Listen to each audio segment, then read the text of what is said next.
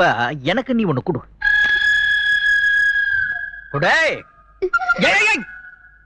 First நைட்ட போய் என்ன கொடுப்பாங்க உங்க அப்பன் சொல்லி கொடுக்கல? கையால கொடுப்பாங்க, வாயால கொடு. கொடு. வாய சுளிக்காம கொடு, கண்ணாபிடான் மார்க் விழ போகுது. இதெல்லாம் மட்டும் ஒழுங்கா பண்ணுவீங்களே, கரெக்டா சொல்லி கொடுத்துருக்காங்க. சரி, என்ன பிடி